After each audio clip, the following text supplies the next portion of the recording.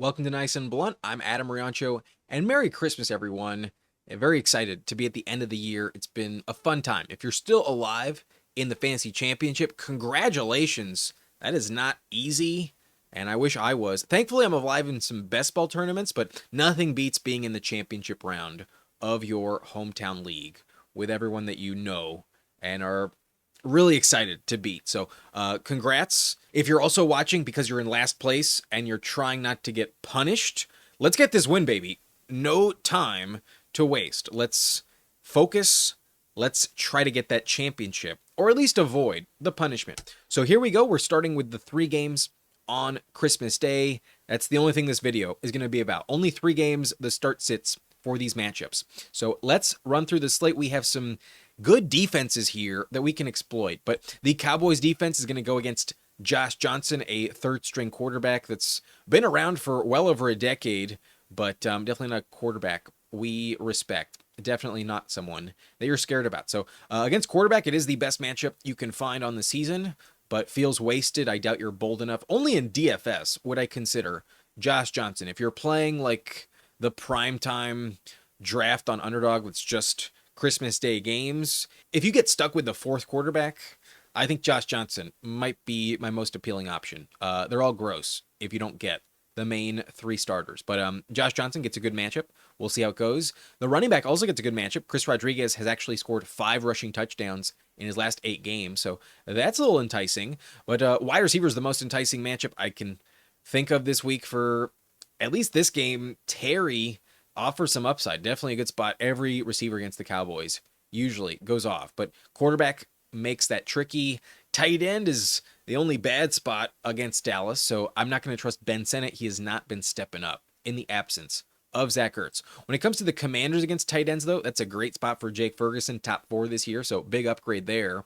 Also an elite spot against receiver. While it is trending down lately, it's still neutral, would rank 16th in the last month. It's not that much worse, so I still consider Washington a defense that we want to start receivers against. The running back position also thrives against Washington, the 6th most fantasy points on the year. So I think Javonte will have a good game. And then quarterback is top 4. So big upgrade here for Dak Prescott. I think in general, the Cowboys offense is going to thrive. And while I want to upgrade Washington, given their quarterback situation, I probably won't. So the starts I think are pretty obvious. I have Dak as my quarterback 5 this week. And I just like the upside a little bit more for someone like Drake May against the Jets, Stafford against the Falcons. That's going to be a good spot for him.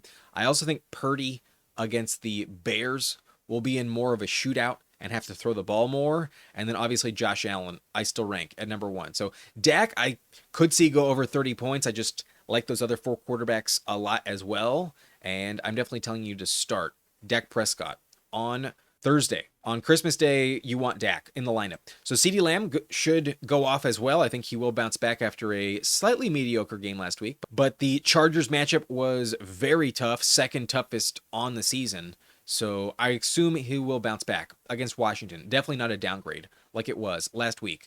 But Javonte Williams gets a big upgrade as well, so got to lock him in. While Malik Davis is factoring in, not enough to panic on Javonte. I believe he got a bit banged up last week, but not on the injury report. He will play against Washington, and I'm sure he has some contract incentives that might still be viable. I'm sure he's still playing for a payday. So want Javonte, definitely a spot I'm not worried about. And then Pickens, after last week, you're definitely encouraged. He had a slump before that. It could definitely crop up again, but I still think he's earned must-start status. I still have him top 20. The matchup's top 4, so why would you be worried with Pickens? Let's start him. I trust Dak a lot, and Pickens should show up. But I do think Ferguson is going to show up. The Chargers defense is tough, so last week with Ferguson, I'm willing to write off. And this Commanders matchup is one of the best this year. The Commanders are a top 4 matchup for Ferguson. So I'm going to assume all 3 receivers find a touchdown. I think Javonte also finds the end zone. Like, I literally think every Cowboy here is finding the end zone, and that means Dak is going to throw for at least 3 passing touchdowns. So want Ferguson in the lineup. I like this matchup enough to trust him. I have him top 10. He's my number 7 tight end, so not going to start him over Kyle Pitts, of course, but definitely worth starting, in my opinion. I have him 1 spot above Taysom Hill, who you can get off the waiver wire. He's the last tight end that you drafted, I would lock in above Taysom Hill. But Terry McLaurin, I think, is the only Commander we're starting. This Cowboys matchup is just so good. Number one against receiver all year. They just can't get it right. Well, they've gotten a bit healthier with Trayvon Diggs coming back. They also put Deron Bland back on IR, so it's kind of just swapping out pieces that aren't working.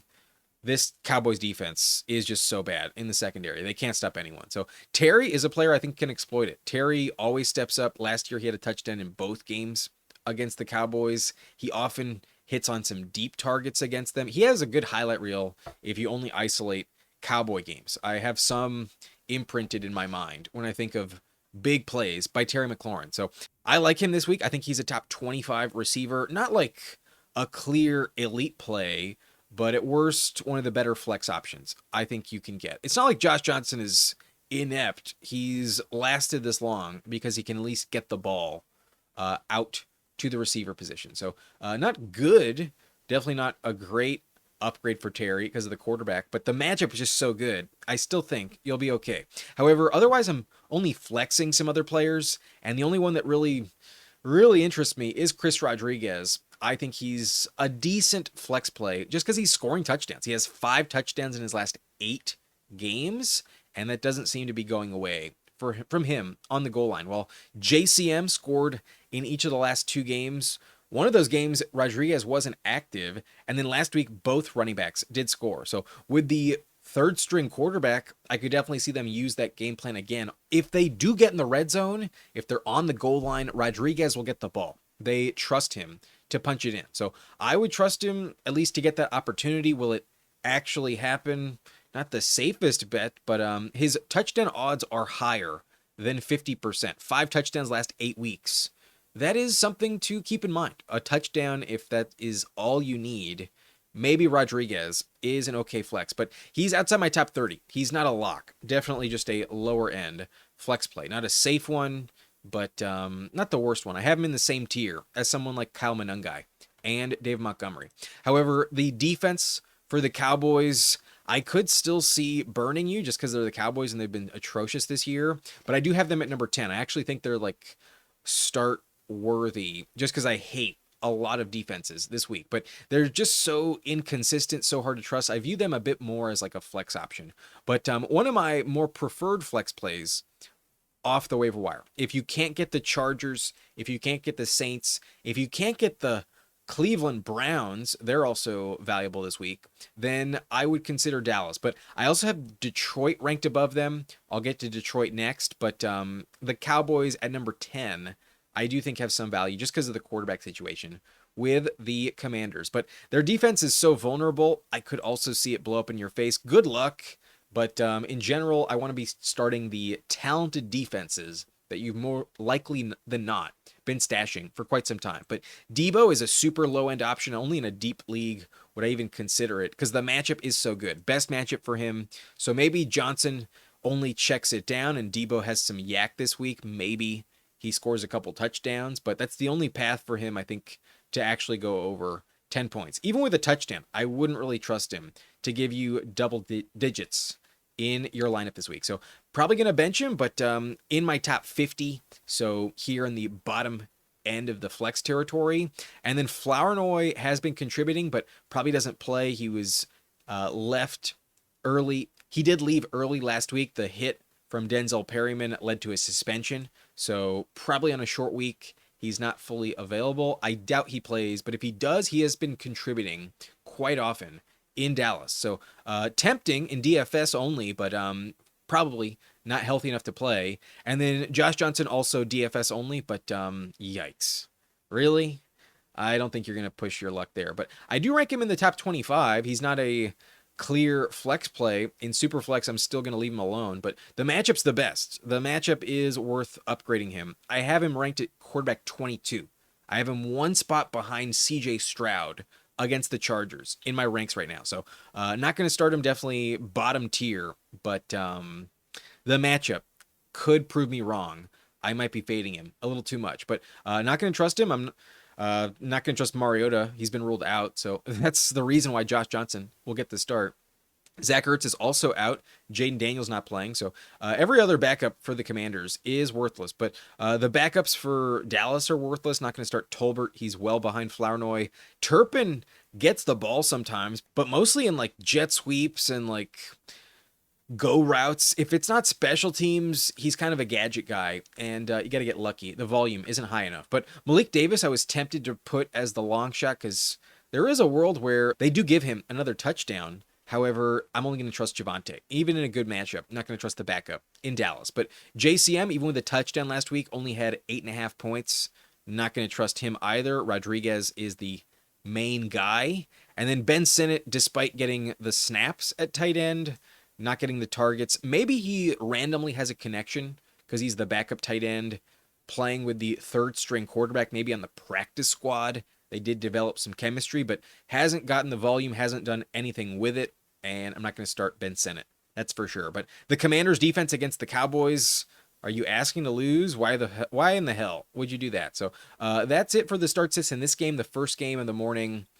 Gonna be a blowout, in my opinion. I think the Cowboys will be great, and then garbage time with Terry McLaurin will save you.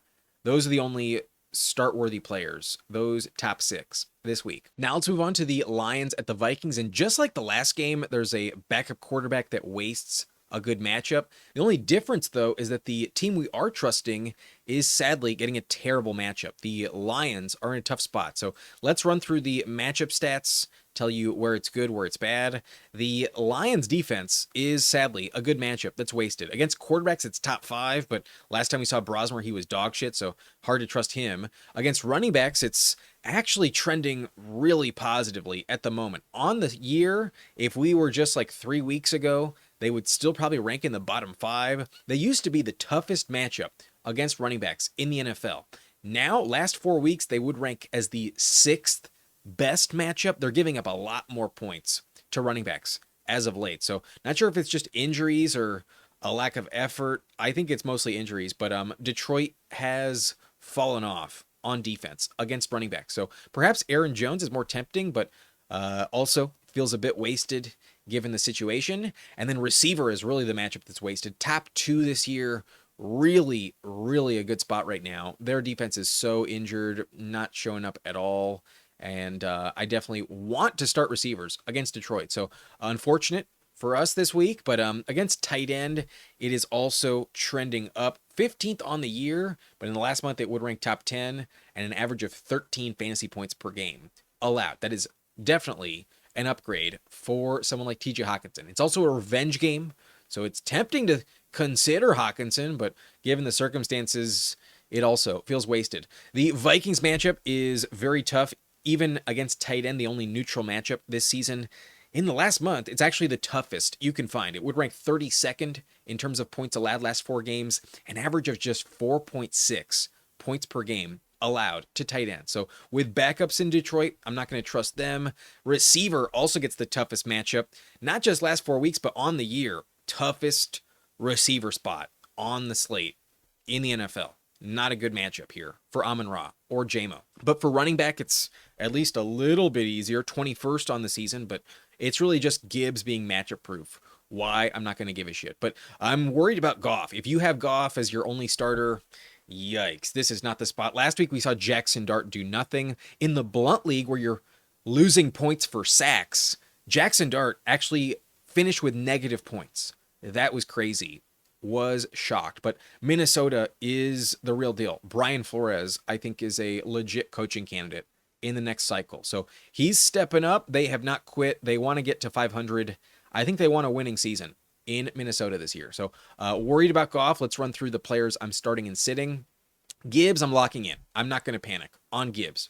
I know there's that weird trend where every other week he doesn't find the end zone, but I'm definitely going to trust him in the fantasy championship. If he got this far with Gibbs, why in the hell would you bench him? So let's start your studs. That's typically the mantra of this time of year, and that applies to Amon-Ra, no doubt. I'm not going to fade him. I'm definitely worried against Minnesota. It's a really, really bad spot, but ultimately, based on his performance 2 weeks ago, I just can't bench him. Like, their season's on the line. He's a captain for a reason. He's their alpha. He's going to step up. I trust Amon-Ra despite a very bad matchup. Why I'm not concerned is that he does show up in this division rivalry. Last 4 games, he has a minimum of 77 yards in each of those games. He does show up. He gets elite volume against Minnesota. Last time they played this season, when they were also a tough matchup, he had 13 targets, 9 catches, 97 yards. Didn't score a touchdown, but still, that's definitely a stat line I want in my lineup. So expecting a good game out of Amon-Ra. Maybe he doesn't actually finish top 5, but based off of just like who he is, I do rank him in the top 5 still. The matchup is not going to scare me away enough to bench, but I am a little worried about Jameson Williams. Not going to lie, this matchup is definitely tricky, and I could see one of them let you down. If it's more likely going to happen, it'll happen with JMO. JMO's too boom bust.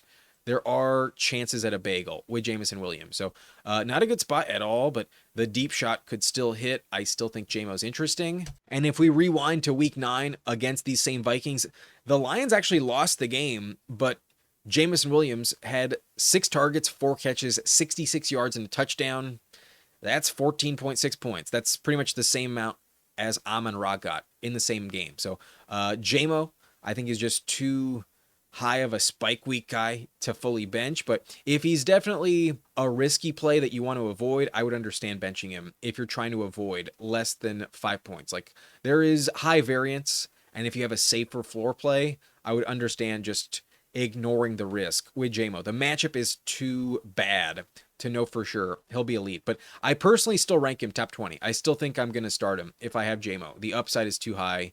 He's played too well. I think he's still worth it, but I am concerned it doesn't work out. The Lions are, I think, a start this week. I have them ranked top 10, and it's because of the quarterback situation. Their defense is just so bad, I could see it also be super risky, but I think I'm going to start them. I think with their season on the line and Aiden Hutchinson still healthy enough to play, I think they'll get the turnovers. I think they'll get the sacks. I just don't trust Brosmer at all. So I'm going to recommend Detroit. I don't feel great about it, but to be honest, the reason I have them ranked top 10 is mainly because there's a lot of defenses I do not like this week. I think there's actually a lot of risk elsewhere, and the Lions by default got ranked in the top 10. I don't feel good about it, but I do consider them a top 12 unit this week. Justin Jefferson, I think I'm going to start. I know Brosmer is tricky, but I requested last week, if not the week before, for people to send me screenshots of their fantasy playoff teams that are still starting Jefferson, and I was surprised there are some teams that are figuring it out. That was very impressive.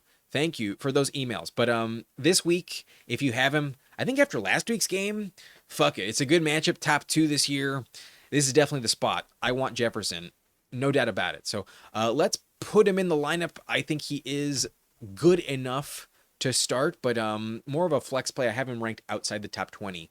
But just like Terry, who I had as a start in the previous game segment, I also have Jefferson in the top 25 as well. I actually have Jefferson ranked 1 spot above Terry McLaurin. He's my wide receiver 22 this week. So that is a player I'm starting. I think the floor is good enough. I think at worst in garbage time, it will pay off. And you know, if Brosmer is going to hit and connect with anyone, it's going to be Jefferson. That'll be his safety blanket. I think the volume will be good enough. And the matchup is just so ideal. Start Justin Jefferson.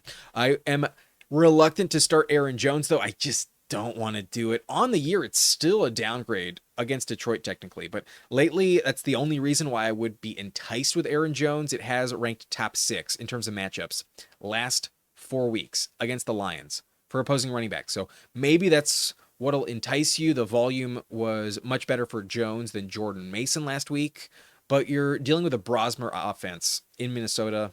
I'd rather pass. I just don't want to push my luck with Minnesota too much, but I do rank him above Dave Montgomery this week. I think the matchup is better. And if you saw my live stream, I actually had them flipped. I actually had Montgomery ranked above Jones, but then I looked at these matchup stats, and against the Vikings, I don't think I want the backup Lions running back. I just don't trust Montgomery to get enough volume. So maybe you get saved with a touchdown, but I think that's the same argument with Aaron Jones. The volume, I think, will be much higher, though, for Aaron Jones. He really eclipsed Jordan Mason last week, and it's the end of the season. He doesn't have that much time left, at least with the Vikings. Who knows about next year, whether he retires or not. I hope he doesn't. I hope he stays in the NFL, but there's a chance in these last 2 games this season, he does go out on a hot streak. Maybe he steps up. The Lions defense is an upgrade at the moment. So I'd rather go Jones than Montgomery, but in general, I'm trying to bench both of them.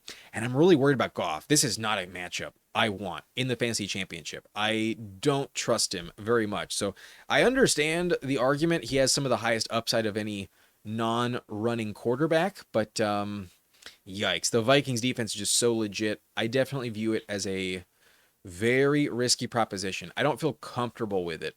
And for that reason, I think I'm likely going to bench him. I have him ranked outside of my top 15. He's my tight end 18 this week. I'd rather go Justin Herbert against the Texans than Jared Goff against the Vikings. I know that sounds crazy, but at least with Herbert, he runs the ball, and I think you're going to get sacked and picked off multiple times with Goff. I think this game is actually going to be close. The closest game of the 3 on Christmas Day. The Lions will still win, but I don't think Goff will be an elite option in fantasy. If he goes over 20 points, I would be impressed. Against the Vikings, they're averaging only 3.6 points per game allowed in the last 4 weeks to opposing quarterbacks. That in and of itself is why I'm terrified of Goff. I don't think he'll be that bad. But if you tell me he gets stuck at like 14 points this week, that also wouldn't shock me. I think he's just a floor play, not a high upside swing. This matchup is terrible. And the Vikings would love to play spoiler. If the Vikings eliminate Detroit this week, I'm sure they would love that. So then they'd have the same record. They'd be tied. And I think it's possible they finish with a better record the week after. So that's pretty crazy. But Jared Goff, not a safe play. Terrible matchup against Minnesota. Jordan Addison, though, I think is also a little too cute for my liking. The matchup's awesome, but I'm only going to trust Jefferson. With Brosmer under center, no thanks with Addison. But watch him get a deep shot that just turns into like a broken tackle and a 40-yard touchdown. Watch him actually have a great game. I think it's possible. The matchup's so good, but the situation is too disgusting. The Vikings are also an interesting dark horse candidate. I'm going to bench him. I have him ranked way too low to start. However, they are tempting. They've just been playing so good, but it is the Lions offense after all, and I'm not going to press my luck with Minnesota. But in division, anything can happen. I could see this actually be a very low scoring game when it's all said and done. So Minnesota, the matchup's tough, but the talent is definitely there. I think from a floor standpoint, you'll probably still get like 5 points, but that's not enough. In the championship week, I want a defense that I'm not trying to just get capped at 5 points with. But Max Brosmer, who knows? It's a top 5 spot. Maybe Kevin O'Connell makes some magic happen and just dials up an elite game plan. I wouldn't bet on it, though. Brosmer, I think he'll shit the bed. Last time we saw him, he just looked so bad. I only think garbage time will be the only silver lining. The Lions, I think, will still have a big enough lead where they can take their foot off the gas on defense in the fourth quarter. So hoping for that, but only with Jefferson, not with Brosmer. And then in general, Tesla is actually always my dark horse long shot for the Lions. And last week scored another touchdown, but really, against the Vikings, worst matchup possible? Nah, let's not get cute.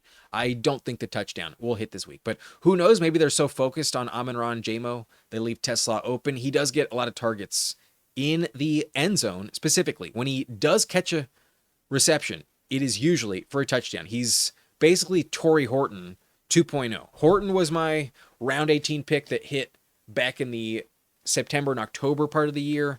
Tesla's been the guy since Horton's gone down in November and December that's scoring touchdowns. But probably going to bench him. The Vikings are no joke. And then definitely benching Ferkser / Zylstra, whoever the backup tight end for Detroit is this week. The matchup's far worse than it was last week. So going to bench him for sure. The Vikings are allowing the league fewest points to tight ends in last month, so no thanks there. Khalif Raymond, not going to start him. I'd rather go Tesla.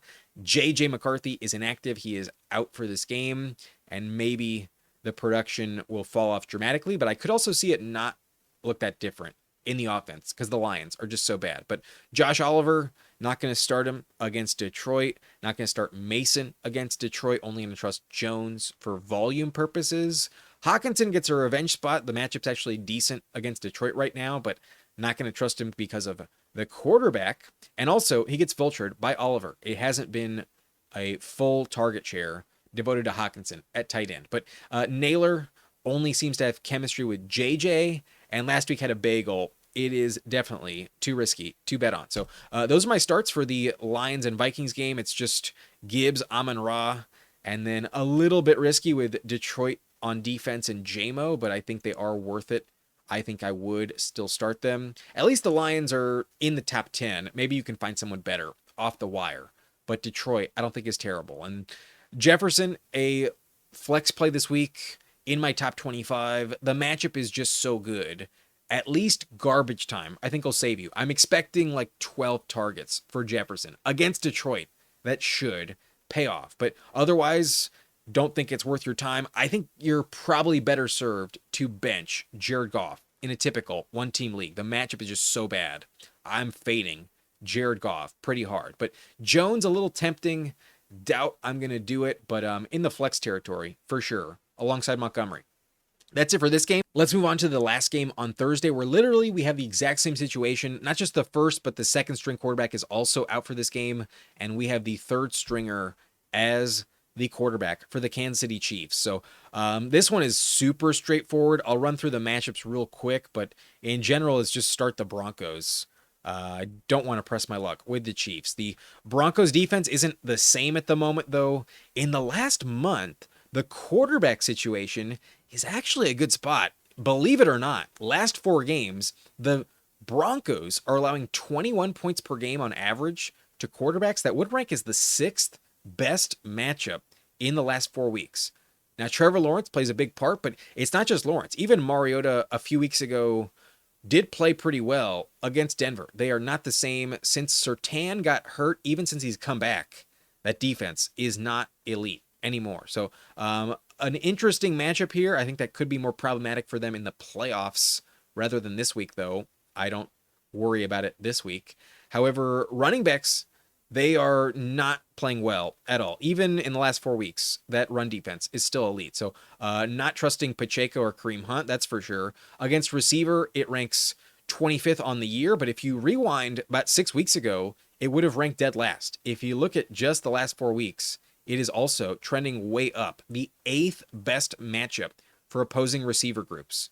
Parker Washington really played a factor last week, and he is the third stringer, so I still worry about like the alpha receiver against Denver. Surtain is still legit, but in general, you can exploit them elsewhere on defense.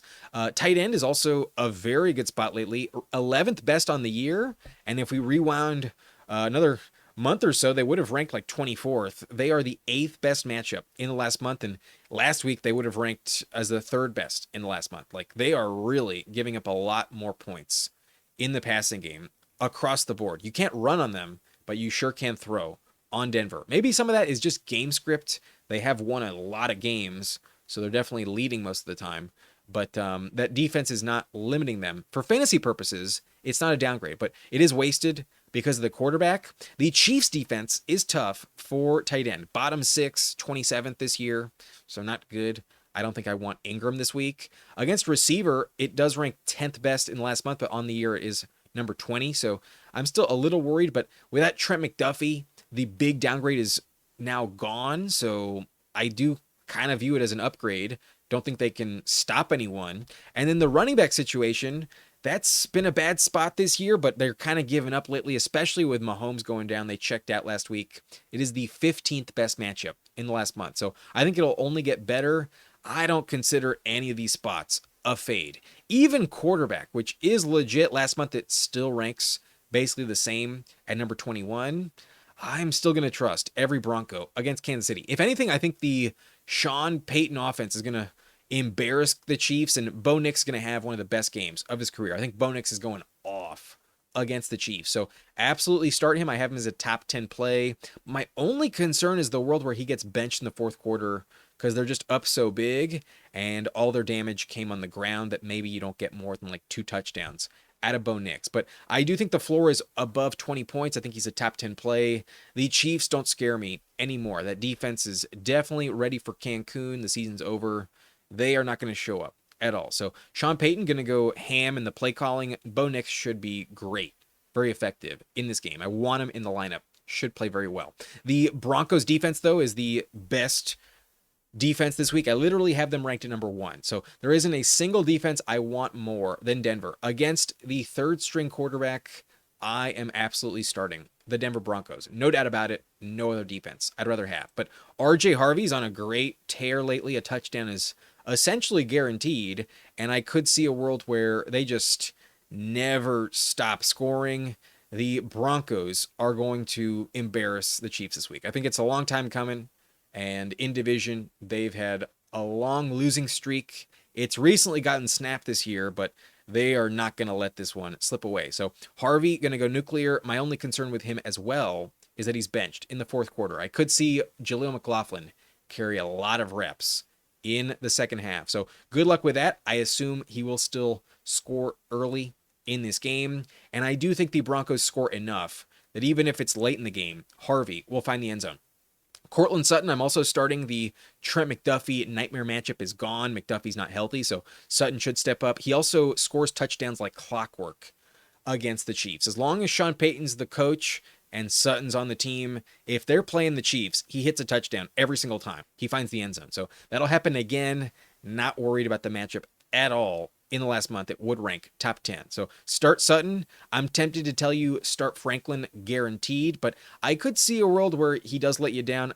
They have been trying to make Pat Bryant work out, but Bryant, I believe, was hospitalized after a rough hit last week. I don't think, given this game is on Thursday, that Pat Bryant will be ready to go this week. So for that reason, Troy Franklin is a high-end flex play. He is my wide receiver 32. So just outside the top 30, there are some good names this week in good spots. And I could understand ranking him like 10 spots higher, but I don't think I'd rather have him than someone like Devontae Smith or Jacoby Myers, Tedero McMillan. I still think those guys are a bit better. I also have him just behind Quentin Johnston and Chris Godwin. Ladd McConkey also in a similar tier. I think I'd rather go in that direction than Franklin, but you could tell me he has another 20-point game in him. I don't think it's crazy to start him, but he is rather touchdown dependent. I just can't guarantee a touchdown. That's my only concern with Franklin. He's a good play, definitely some high upside, but outside my top 30, just barely. He just missed the top 30. So very good flex play. Definitely in a 12-team format, I am starting him for sure, but maybe not top 25 in my opinion.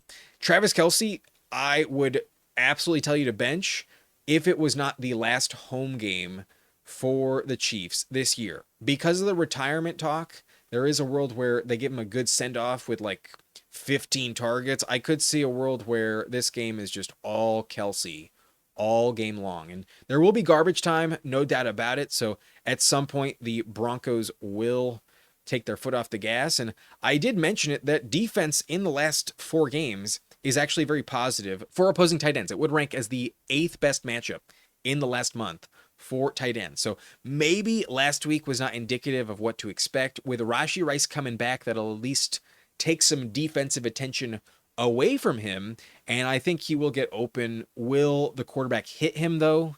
That is where I'm worried. So he's a very low end flex play. I'm basically telling you to bench him, but the weird thing about tight end is that if you're streaming the position, once you hit like tight end 11 or 12, there's like 1 or 2 points in terms of actual raw difference between them and like tight end 20 on the week. So I do rank Travis Kelce closer to tight end 20 than tight end 11. I have him literally as my tight end 19. However, I could still see a world where he does pay off. He probably gets an end zone target. I think that'll at least go in his direction. It likely will hit, but with the quarterback situation, I don't trust it. I'm also not trusting Rashee Rice. I think that's a terrible proposition this week. I know he's paid off for you in the past, but yikes. Last week he didn't play, so we couldn't quite accurately gauge him with Minshew.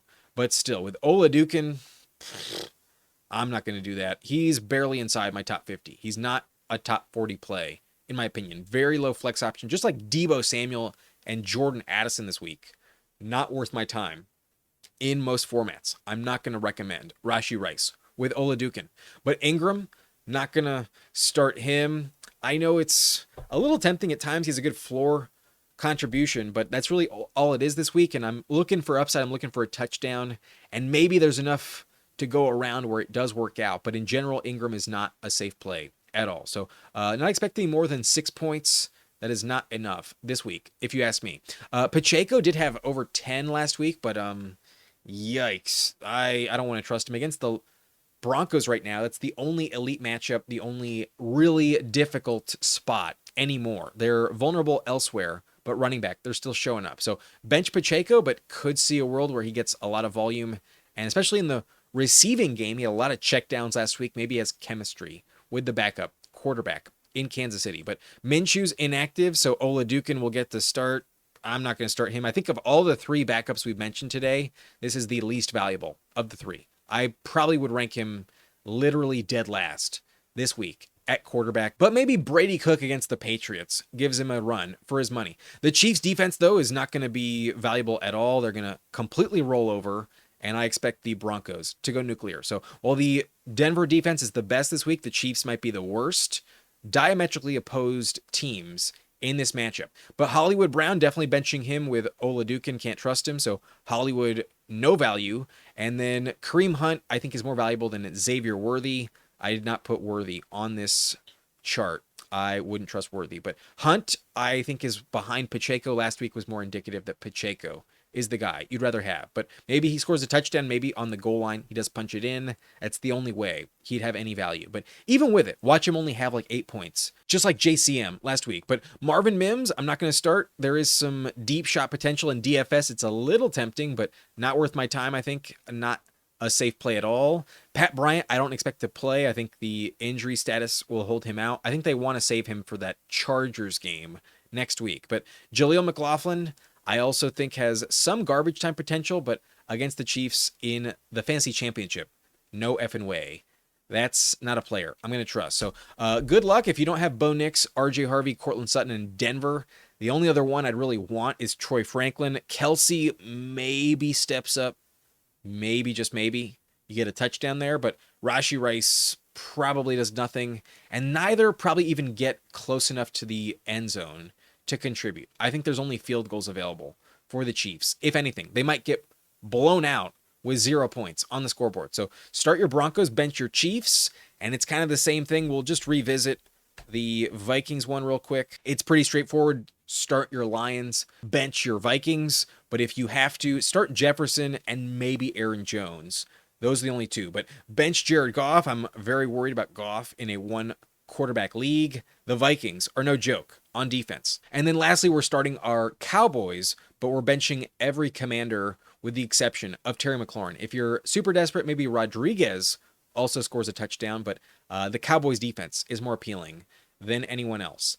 That is it. That is it for the video. If you enjoyed, hit that like button and subscribe to the channel for more content like this. I will be dropping every other Start Sit video on Christmas Day. My family celebrates on Christmas Eve, so that's why this video is a little bit late. But I want to make sure it's posted in time and that you have those decisions available to you. But a reminder, right here, I have my live stream available to watch. It's either here or here. And I did show you all 5 positions and my ranks on Tuesday. So if you want to check those out, those aren't finalized, but those are my early stances. If you need to make those lineup decisions, check out this video right here. That is where it is. It's time-stamped, so you can move from position to position if you need to get those decisions in before kickoff. But I'm Adam Riacho. I'll see you next time. Good luck. Get that win.